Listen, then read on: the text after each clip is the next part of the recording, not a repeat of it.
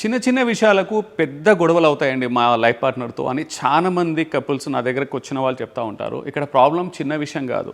ఆ చిన్న విషయం వెనకాల ఒక పెద్ద ఇమోషనల్ బ్యాగేజ్ ఉంటుంది. అంటే ఒక అన్రిజాల్వ్డ్ ఇమోషనల్ డిజైర్ నీడ్స్ ఉంటాయి. ఎక్కడైనా సెన్సిటివ్ విషయాలలో ఏదైనా ఇంతకుముందు పడ్డా మీ భేదాభిప్రాయాలు ఏది ఉంటే అవి అన్సార్టెడ్గా ఉంటాయి. అంటే వాటిని పరిష్కరించుకోరు, అలాగే మోస్తుంటారు, దాటేస్తుంటారు. ఎప్పుడైనా సరే పాస్ట్ బ్యాగేజ్ని మోసినప్పుడు ఫ్యూచర్లో చిన్న విషయాన్ని కూడా పెద్ద ట్రిగ్గర్ ఇదే మూలం అన్నమాట. కారణం అదే. సో వీలైనంత వరకు మీరు పాస్ట్ బ్యాగేజ్ ఏదైనా ఉంటే దించుకోవాలి. ఒకరినొకరు అంటే కూర్చొని ఫేస్ టు ఫేస్ పాతవి ఏమన్నా ఉన్నా అవసరం పడితే క్షమించండి, క్షమాపణ అడగండి, కానీ దించుకోవాలి. మీరు దించుకున్నప్పుడే అప్పుడు ఏంటంటే చిన్న విషయాలకు పెద్ద ఎక్స్ప్లోజన్ అనేది రాదు.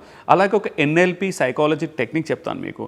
ఎక్కడైనా చిన్న విషయానికి ట్రిగ్గర్ వచ్చేటప్పుడు మీరు మాత్రం డిఫెన్సివ్గానో లేదా అఫెన్సివ్గానో అవ్వకండి. లైఫ్ పార్ట్నర్ దగ్గర అక్కడ ఏం చేస్తారంటే వాళ్ళు అన్న మాటని ప్రేమగా ఎంపథెటిక్గా రిపీట్ చేయండి. అవును కదా, నీ బాధ నాకు అర్థమవుతుంది, వాళ్ళ క్వశ్చన్ని మళ్ళీ రిపీట్ చేయండి. అంతే, అక్కడ సగానికి సగం తగ్గిపోతుంది. లైఫ్ పార్ట్నర్ అనే ట్రిగ్గర్, తను ఇచ్చే ట్రిగ్గర్ ఉంటుంది కదా, ఎక్స్ప్లోజన్ అనేది చాలా వరకు తగ్గుతుంది. ఈ చిన్న చిట్కా ట్రై చేసి చూడండి. Stay blessed and stay connected.